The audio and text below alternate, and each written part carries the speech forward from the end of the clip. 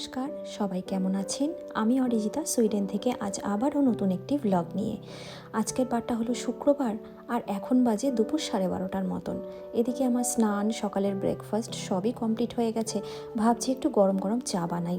বাইরের ওয়েদারটা বিগত দুদিন ধরে খুব খারাপ, আর এত বৃষ্টি হচ্ছে আর তার সাথে ঠান্ডা হাওয়া দিচ্ছে, টেম্পারেচারটা এক ধাক্কায় প্রায় 10 থেকে 12 ডিগ্রি নেমে গেছে।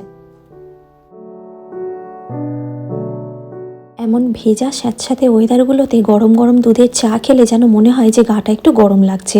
কারণ এখানে শুধুমাত্র বৃষ্টিই হয় না, বৃষ্টির সাথে অসম্ভব জোরে হাওয়া দেয়, যেখান থেকে টেম্পারেচারটা এক ধাক্কায় নেমে যায় 10 থেকে 12 ডিগ্রি। আর তারপরে রাত্রিবেলার দিকে তো এখন 8-9 ডিগ্রিতে পৌঁছে যাচ্ছে, আর এটা সবে সেপ্টেম্বর মাসের শুরু, তাতেই এই অবস্থা। সুইডেনে কিন্তু মাত্র হাতে গোনা 1.5 মাসের মতো গরমকাল পড়ে, তাও তার মাঝে যদি বৃষ্টি হতে থাকে তাহলে ঠান্ডা পড়ে যায়। তাই গরমকালটা এদেশে প্রায় পড়ে না বললেই চলে। Sweden, Norway, Denmark, Iceland, Finland এই সমস্ত স্ক্যান্ডিনেভিয়ান কান্ট্রিগুলিতে সারাটা বছরই ঠান্ডা থাকে। তাই ঠান্ডাটাতে আমরা প্রচণ্ডভাবে অভ্যস্ত হয়ে পড়ি। একটু গরম পড়লেই শরীরের মধ্যে একটা অস্বস্তি, একটা অনীহা, তারপরে রাত্রে ঘুম না আসা, অনিচ্ছা খাবারে, এই সমস্ত কিছু চলতে থাকে।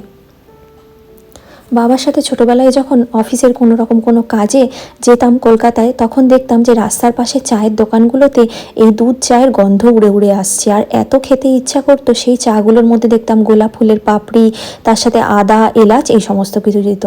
আমি এতই চা খেতে ভালোবাসি যে প্রায় দিনই এই দুধের চাটা বানিয়ে খাই। আর সন্দীপন ঠিক তার উল্টো, ও একেবারেই চা খেতে ভালোবাসে না। তাই দেশ থেকে নিয়ে আসা টাটা টি গোল্ডের প্যাকেটটা শেষ হয়েছে 1.5 বছর পর। তাই এবছরে আমার মাকে বলেছি আরেকটা প্যাকেট পাঠাতে, কারণ দেশের চাই সবচেয়ে ভালো। এখানকার ইন্ডিয়ান স্টোরে যে চা পাতা পাওয়া যায় সেটি কিন্তু আমাদের দেশের চা পাতার মতো এত ফ্লেভারফুল নয়।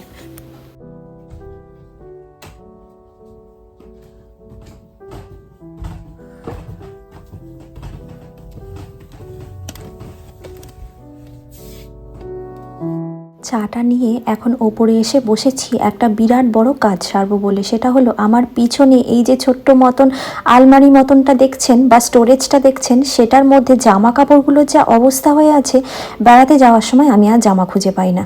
তাই ভাবছি এই ছোট্ট স্টোরেজ জায়গাটাকে আজকে ভালো করে ক্লিন করব। কারণ একবারে জামা কাপড় নিতে নিতে কি হয়, অন্যান্য জামা কাপড়ের সাথে না গুলিয়ে যায়।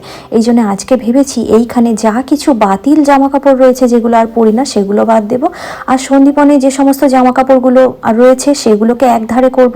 কারণ শীতকাল পড়ে যাচ্ছে, গরমকালে সমস্ত জামা কাপড়গুলোকে এখান থেকে সরিয়ে দেব। কারণ এই গরমকালে জামা কাপড়গুলো আবার 1 বছরের জন্য প্যাক করে ফেলবো অন্য জায়গায় রেখে দেওয়ার জন্য। এবারে শীতের সমস্ত হ্যান্ড গ্লাভস, টুপি, মাফলার সমস্ত কিছু বের করে ফেলতে হবে। যত ভালো ভালো জামা কাপড়গুলো গরমকালের দিনে এদিক ওদিক বেড়াতে গেছি সেগুলো সমস্ত কিছু পরে গেছি, আর সবই এই সেলফটার মধ্যে নিয়ে এসে রেখে দিয়েছিলাম। এখন এগুলোকে বিদায় জানানোর পালা। এদেশে মাত্র 1.5 মাসের জন্য গরমকাল পড়ে, তাও তো মাঝখানে বৃষ্টি হলে ঠান্ডা পড়ে যায়, সেই আবার একটা জ্যাকেট গলিয়ে নিতে হয়। যাই হোক, জ্যাকেট আর জিন্সই হলো এ দেশের আমার পরা প্রধান পোশাক। এদেশে সবাই এই জন্য জ্যাকেট আর জিন্সের ওপরই ভরসা করে। দুর্গাপুজোর সময় যেমন সকলের নতুন নতুন জামা হয়, তেমনই আমরা বছরে এরকম ক্রিসমাসের টাইমটায় যখন সেল চলে তখন কিনতে থাকি নতুন নতুন জ্যাকেট। তাই গরম চায়ে চুমুক দিতে দিতে এখন এই বড় কাজটা আগে সেরে ফেলবো। একটা একটা করে জামা পাট করে করে তারপরে গুছিয়ে গুছিয়ে রাখছি পাশাপাশি। আমার এই জামা ভাঁজ করতে ছোটোবেলা থেকে একদম ভালো লাগতো না। আমার ঘরে জামা কাপড়গুলো যখন মা কেচে কুচে নিয়ে এসে রাখতো, খালি বলতো একটু ভাঁজ করে রাখবি, আর আমি কী করতাম, সব জামা কাপড় নিয়ে আলনার মধ্যে জড়ো করে রাখতাম। কম বকা খাইনি তাতে, জানেন। তবে এখন মনে হয় যে সত্যি তখন হয়তো কাজটা করিনি, কিন্তু এখন নিজের সংসার হয়েছে, হেল্পিং হ্যান্ড বলতে কেউই নেই, আর এই সমস্ত ছোট ছোট ঘরোয়া কাজকর্মগুলো আমাকেই এখন সামলাতে হয়।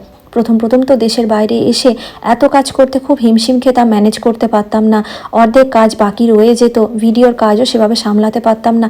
তারপরে আস্তে আস্তে সব কিছুই এই বছর দেড়েকের মধ্যে অনেকটাই ম্যানেজেবল হয়ে উঠেছে।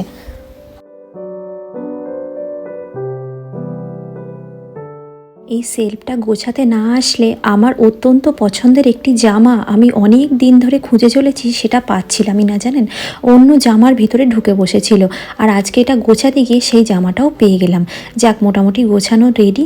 আর কত জামা কাপড় যে ছিল তার নাই কোনো ঠিক। আজকে এই সেলফটায় হাত না লাগালে এটা আর সত্যি জামা কাপড় রাখার মতো অবস্থায় ছিল না। মোটামুটি সবটা গুছিয়ে ফেলেছি, দেখুন তো কেমন লাগছে। এখন একটু পরিপাটি লাগছে, তাই না? সত্যি জামা কাপড়গুলো এরকম তালগোল হয়ে থাকে থাকলে একদমই খুঁজে পাওয়া যায় না, তাড়াহুড়োতে মাথাটা একদম খারাপ হতে থাকে।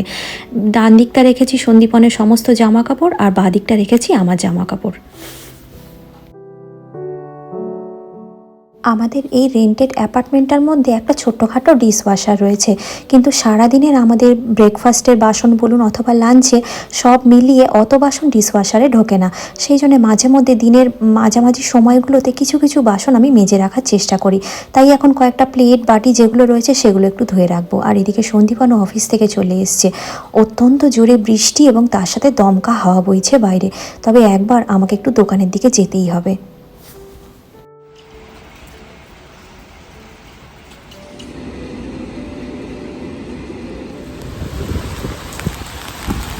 ওয়েদার চেঞ্জের সময়টায় সুইডেনে প্রচণ্ড বৃষ্টি হয় আর তার সাথে ভীষণ দমকা হাওয়া। আজকে সারাদিনের ওয়েদারটা ঠিক এরকম। অগাস্ট মাসের প্রায় শেষের দিক, এরপরে সেপ্টেম্বর মাস থেকে প্রচণ্ড ঠান্ডা পড়তে শুরু করবে আর তার সাথে সারা দিন কিন্তু এরকমভাবে ঘ্যান ঘ্যানে বৃষ্টি হবে। আর সমস্ত গাছের পাতা একটা সময়ের পর ঝরে যাবে। তখন কিন্তু এই সুন্দর প্রকৃতির চারপাশটা একেবারে অন্যরকম ঝাপসা অন্ধকার লাগবে। আমি যাচ্ছি এখন পনির কিনতে, আর সামনেই একটা দোকান আছে, সেই দোকানটা ইন্ডিয়ান একটা দোকান রয়েছে। প্রচণ্ড হাওয়া তার সাথে বৃষ্টি, একবারে ভিজে গেলাম। চলুন কিনে নিয়ে আসি। বিদেশ জীবনে এটাই কষ্ট যে কোনো কিছু অর্ডার করলে বাড়ির সামনে পাওয়া যায় না, নিজেকে গিয়েই সব কিছু জিনিস কিন্তু কিনে কাটে নিয়ে আসতে হয়। আর এই দোকানটা আমাদের বাড়ির কাছাকাছি হওয়াতে তো খুব বেশি দূর যেতে হয় না, গেলেই হাতের কাছে সব জিনিসটাই পাওয়া যায়। চলুন যাওয়া যাক। বাইরেটা অসম্ভব বৃষ্টি আর দমকা হাওয়া দিচ্ছে। তাড়াতাড়ি করে পনির কিনে নিয়ে গিয়ে বাড়িতে গিয়ে আপনাদের সঙ্গে দেখা হচ্ছে। বানাবো একটু ভেজ ফ্রাইড রাইস আর আলুর দম। এই জন্য দোকানে যাওয়ার আগে ভেজ ফ্রাইড রাইসের সমস্ত সবজি ছোট ছোট করে কেটে আলুর দমের আলু সেদ্ধ করে রেখে দিয়ে গেছি। আর এখানে নিরামিষ আলুর দম বানিয়েছি, তাই টমেটো, আদা, জিরে বাটা দিয়ে আর একটু কসুরি মেথি দিয়ে হালকা করে আলুর দমটা তৈরি করে নিলাম ঝটপট করে। এবার একটু ধনেপাতা দিয়ে নামিয়ে নিলেই হবে। আর এদিকে ফ্রাইড রাইসের জন্য চালটা আমি ধুয়ে নিচ্ছি। দেরাদুন রাইস চাল তো, তাই বেশিক্ষণ লাগবে না সেদ্ধ হতে। আর এদিকে ঘড়ির কাঁটা প্রায় 7:30 ছুঁই ছুঁই। অনেকটাই আজকে দেরি হয়ে গেল, যেহেতু আমরা অনেক তাড়াতাড়ি ডিনার করি, তাই 7:30 মনে প্রায় অনেকটাই রাত্রি আমাদের কাছে। ব্যাস, এদিকে আলুর দম একদম রেডি। আমার আজকের এবং কালকের জন্য আলুর দমটা একদম তৈরি করে রাখা হয়ে গেল। এবারে ঝটপট করে ফ্রাইড রাইসটা বানাবো।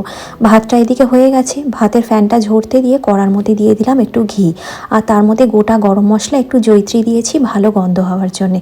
সঙ্গে দুটো তেজপাতা দিয়ে যা যা সবজি কেটে রেখেছিলাম সেগুলো সব দিয়ে দিলাম।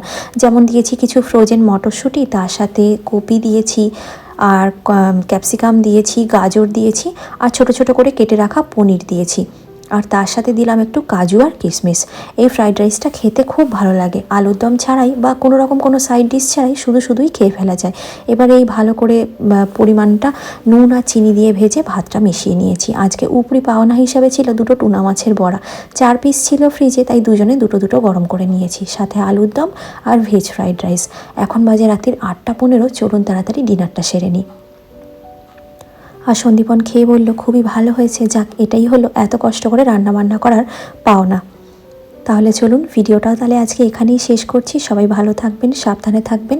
আমার ভিডিওগুলি ভালো লাগলে অবশ্যই ভিডিওটি ছেড়ে যাওয়ার আগে একটা লাইক কমেন্ট করে যাবেন। ভালো লাগলে আমার চ্যানেলটি সাবস্ক্রাইব করবেন।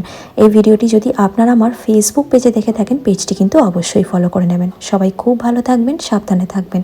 আমি খুব তাড়াতাড়ি ফিরে আসবো নতুন আরও একটি সুন্দর ব্লগের সঙ্গে। ততক্ষণের জন্য বিদায় নিলাম।